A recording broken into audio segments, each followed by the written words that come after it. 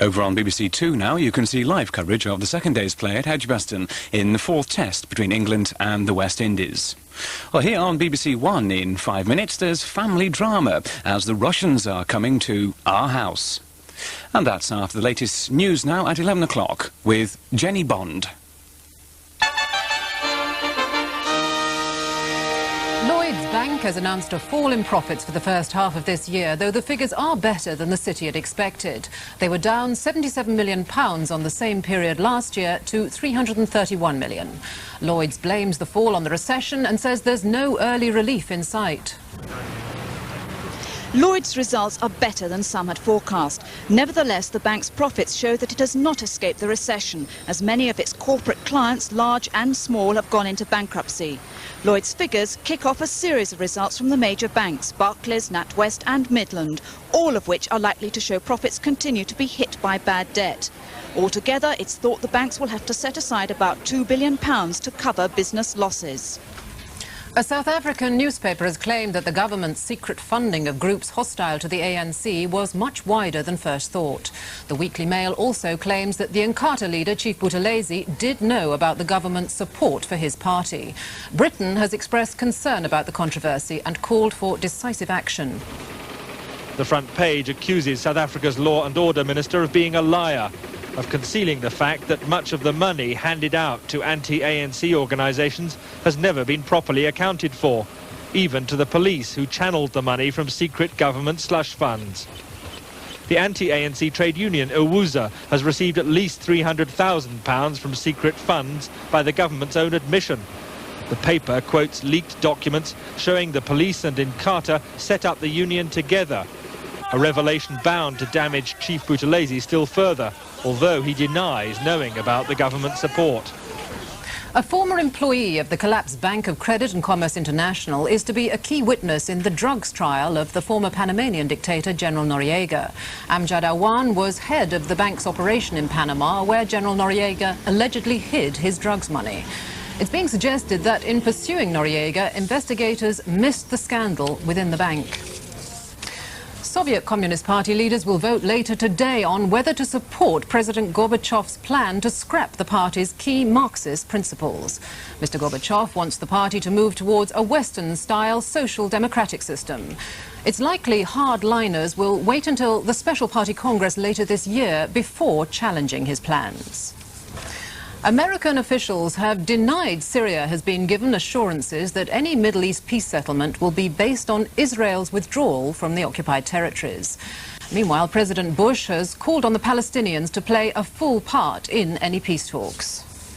Here, the stockbroker Anthony Parnes, who was jailed for his part in the Guinness affair, has been released after serving 11 months of a 21-month sentence. Parnes was found guilty of false accounting and theft after taking part in an illegal share support operation during the Guinness bid for distillers. That's all for now. See you at midday.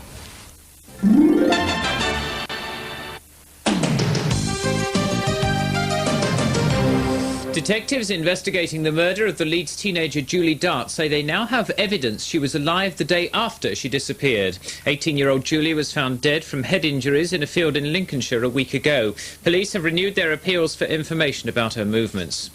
The Commission for Racial Equality is today seeking a High Court injunction to stop alleged discrimination by Bradford Council. The Commission claims the authority has persistently discriminated against black workers. West Yorkshire's Chief Constable Peter Nobes has warned of a marked increase in so-called designer drugs in the county. He's reported an increase in the use of LSD and ecstasy. The Grimsby MP Austin Mitchell is urging the government to fight a European ruling allowing Spanish trawlers back into British waters. East Coast fishermen claim the move will destroy their livelihoods. Finally, with the ending of the World Student Games in Sheffield, the cost to the city of staging the event is now being assessed. But councillors say the running costs could be lower than the £5 million anticipated. Those are the main stories. More again just after midday. Quick look at the weather forecast for the region. It's a good one today. Dry and sunny this afternoon. Top temperatures feeling warm, reaching 22 degrees Celsius. That's 72 degrees Fahrenheit. Now the weather forecast for Europe and beyond from Bernard Davey.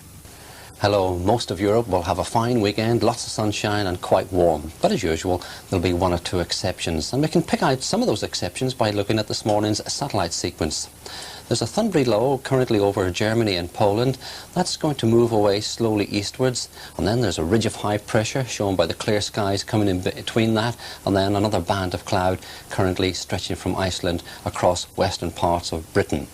Let's look at it another way, and we move on the areas of pressure with its rainfall, and the main thing to look at is the thundery low that'll be pushing very steadily eastwards and then coming almost to a grinding halt later tomorrow. The ridge of high pressure extends from Scandinavia right down to the Azores. And anywhere from Scandinavia right down into the Mediterranean, there'll be lots of fine weather, lots of unbroken sunshine in many places. But in the east, those thundery showers will be slow moving, I think, as we move into the second part of Saturday and Sunday. Some heavy bursts of rain around too, and there's likely to be 1 or 2 thunderstorms breaking out over the Pyrenees. To the northwest, well, we'll keep a good deal of cloud here. There'll be some rain around and 1 or 2 showers. Temperatures over the weekend, well, they'll range from a fairly cool northwest. Southern parts of Britain could become quite warm, I think, during Sunday, with temperatures into the mid-20s. Southern parts of Spain look like being the warmest place, as high as 26. And for the Tour de France, the final stage, and the run into Paris, it looks pretty good. That's it from me.